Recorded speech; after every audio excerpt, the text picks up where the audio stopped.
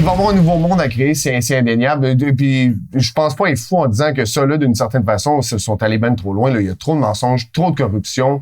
Tout est institutionnalisé. Ça fait que les médias nous disent n'importe quoi. Ça ne peut plus marcher. Quand on regarde ça, on est face à une absurdité que c'est dur de s'imaginer qu'elle puisse perdurer encore pendant 10 années sans qu'il y en ait que le cerveau leur explose pas.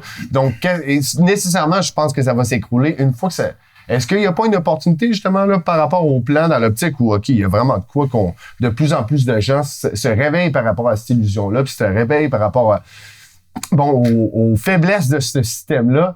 Est-ce qu'il n'y a pas là une opportunité, justement, vous en êtes où par rapport au plan en ce moment? Est-ce que vous avez, combien de personnes travaillent là-dedans? Combien de gens vous avez, ramassé ou vous avez de votre bord, exactement? Le plan, c'est un rassemblement populaire d'humains qui s'entendent sur deux constats principaux. Premièrement, le mode de gouvernance actuel répond pas à nos aspirations citoyennes.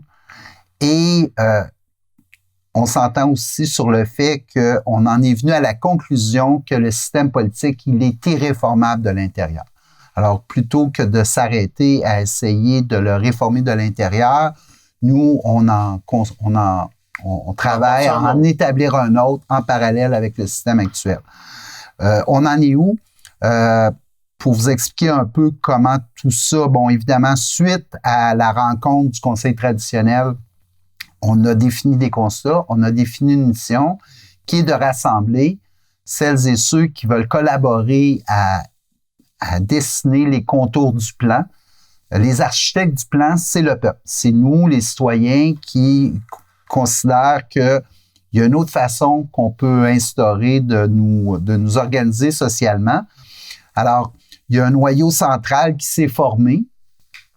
C'est vraiment une structure horizontale, là, où le noyau central s'est formé et il prend de l'expansion de plus en plus. Alors là, on est sur le point d'entamer la deuxième phase du processus où c'est à partir des régions que les gens vont se rassembler dans un corps, dans un noyau central et qui vont poursuivre le travail visant à décentraliser les opérations pour aller vers à l'établissement de conseils de proximité sur tout le territoire. Donc, une fois que le nouveau noyau central va se former à partir des régions et des nations, parce qu'il ne faut pas oublier qu'on travaille aussi à cultiver des liens fraternels, à ramener des liens fraternels avec les gens des nations, les conseils traditionnels. Là.